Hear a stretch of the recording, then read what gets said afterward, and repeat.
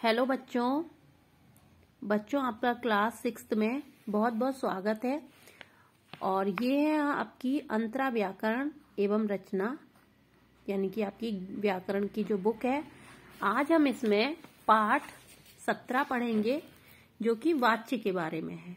ठीक है, अब वाच्य किसे कहते हैं, वाच्य की परिभाषा, वाच्य के भेद, ये सारी चीज आज हम इसमें समझेंगे, पढ़ेंगे और समझेंगे। तो चलिए सभी बच्चे अपनी बुक ओपन करेंगे और मेरे साथ साथ इसको रीडिंग भी करेंगे और समझेंगे भी। ओके, तो चलिए सबसे पहले देखिए, सबसे पहले जब हमारा पाठ शुरू होता है ग्रामर में, व्याकरण में, तो सबसे पहले उदाहरण दिए जाते हैं। 2 उदाहरण इसमें दिए हुए हैं, 3। पहले हम उन उदाहरणों को पढ़ेंगे और समझेंगे। ठीक है, फिर हम वाच्य की परिभाषा और उसके भेद समझेंगे कि वाच्य क्या होते हैं। चलिए, निम्नलिखित वाक्यों को ध्यान से पढ़िए। वह पत्र लिखता है, उससे पत्र नहीं लिखा जाता, उससे तो खाया भी नहीं गया। उपर्युक्त वाक्यों में लिखता है, नहीं लिखा जाता, खाया भी नहीं गया क्रिया के विभिन्न रूपों का विधान किया गया है। ठीक है, इसमें सब चीजों में क्या बताई गई है, क्रिया बताई गई है और क्रिया के बहुत सारे रूप बताए गए हैं। इस विधान के विषय क्रमशः कर्ता, कर्म तथा भाव है, इसे वाच्य कहते हैं। अब इसकी परिभाषा समझिए, जब हम इसकी परिभाषा पढ़ेंगे तो हमें और अच्छी तरीके से समझ में आएगा। चलिए, क्रिया के जिस रूप से यह ज्ञात हो कि वाक्य में क्रिया द्वारा संपादित विधान का विषय कर्ता है, कर्म है अथवा भाव है, उसे वाच्य कहते हैं।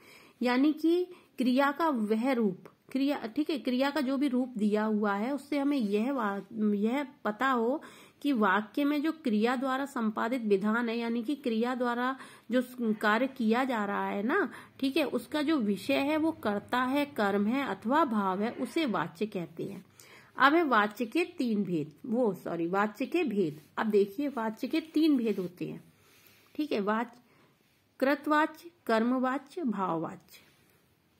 कृतवाच्य क्या है, आपने इंग्लिश में भी अपने वॉइस पढ़े होंगे ना, एक्टिव वॉइस, पैसिव वॉइस।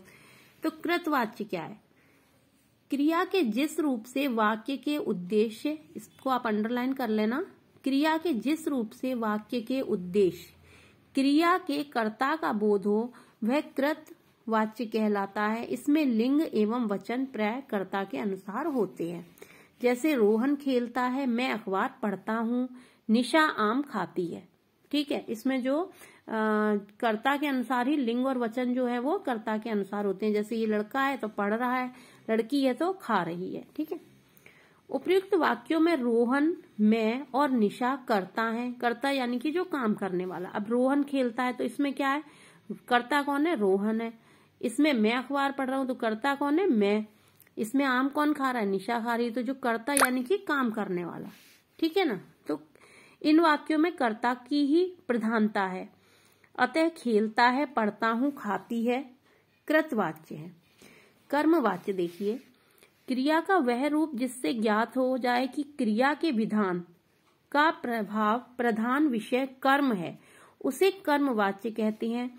इसमें क्रिया का लिंग, वचन और पुरुष कर्म के अनुसार होते हैं। जैसे महिला द्वारा खाना पकाया जाता है, ऋतु द्वारा दूध पिया जाता है, कर्म खाना और दूध। और इसमें एक चीज और देखिए, इसमें द्वारा शब्द लगाया गया है। ठीक है, ठीक है, तो ये कर्मवाच्य यानी कि जिसके द्वारा काम किया जा रहा है।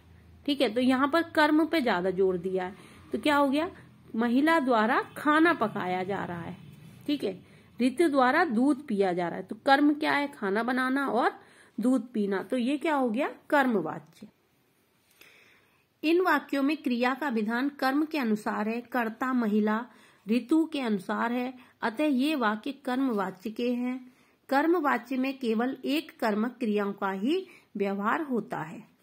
भाववाच्य, क्रिया के जिस रूप से यह बोध हो कि क्रिया के विधान का प्रधान विषय कर्ता या कर्म न होकर भाव है, उसे भाववाच्य कहते हैं। जैसे अमर से लिखा नहीं जाता, बूढ़े से चला नहीं जाता। ठीक है, अब यहाँ लिखना और चलना क्या हो गया, भाववाच्य में आ गया।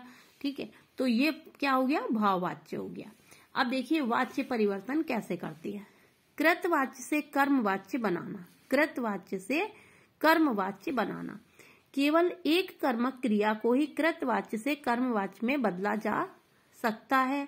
कृतवाच्य को कर्मवाच्य में बदलने के लिए निम्नलिखित नियमों का पालन करना पड़ता है। कृतवाच्य की क्रिया को सामान्य भूतकाल में बदलिए। नंबर 2, इस परिवर्तित क्रिया रूप में काल, पुरुष, वचन और लिंग के अनुरूप जाना क्रिया का रूप जोड़िए। ठीक है, जाना मतलब इसमें जोड़ देते हैं हम। कृतवाच्य से कर्ता के साथ से या के द्वारा विभक्ति लगा दी जाती है। ठीक है, इसमें से और के द्वारा विभक्ति भी लगाते हैं।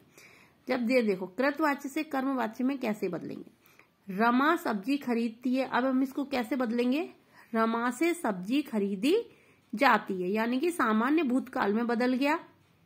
ठीक है, और से या के द्वारा आता है तो हमने यहाँ पर से लगा दिया। ठीक है, से विभक्ति लगा दी। राकेश ने पत्र लिखा, तो राकेश से पत्र लिखा जाता है, और हम ये भी लिख सकते, इसमें कर सकते हैं कि राकेश के द्वारा पत्र लिखा जाता है। रवि क्रिकेट खेल रहा था, रवि से क्रिकेट खेला जा रहा था, या रवि के द्वारा क्रिकेट खेला जा रहा था। ठीक है, इस तरीके से हम इसको कृतवाच्य से कर्मवाच्य में बदलेंगे। अब हम करते हैं कृतवाच्य से भाववाच्य बनाना।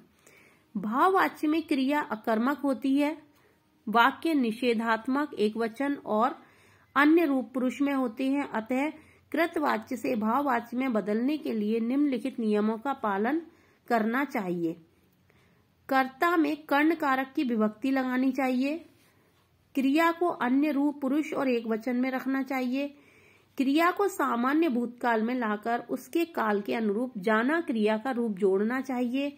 आवश्यकता अनुसार निषेध सूचक नहीं का प्रयोग करना चाहिए। अगर आवश्यकता है तब हम नहीं का प्रयोग करेंगे। जैसे रीना नहीं पढ़ती, ये कृतवाच्य। ठीक है, तो अब हम इसको जब भाववाच्य बदलेंगे तो रीना से पढ़ा नहीं जाता है। सूरज नहीं तैरता, तो सूरज से तैरा नहीं जाता है। तो ये कृतवाच्य से भाववाच्य में हमने इसको बदल दिया। तो ये तो बेटा हो गए भाववाच्य वो वाच्य परिवर्तन के नियम और किस तरीके से वाच्य को परिवर्तित किया जाता है। ठीक है, तो आज अब चलिए हम इसमें पाठ का सारांश और देख लेते हैं। क्रिया का वह रूपांतर जिससे ज्ञात हो कि लिंग, वचन और प्रयोग कर्ता, कर्म या भाव के अनुसार हो, वाच्य कहलाता है। वाच्य के 3 भेद होते हैं, कृतवाच्य, कर्मवाच्य तथा भाववाच्य। ठीक है, तो ये आज आपने चैप्टर पढ़ा और समझा, और आज आपको इसकी रीडिंग करनी है और इसको अच्छी तरीके से समझना है। फिर हम इसका अभ्यास कार्य करेंगे। ओके, तो चलिए, ओके, बाय।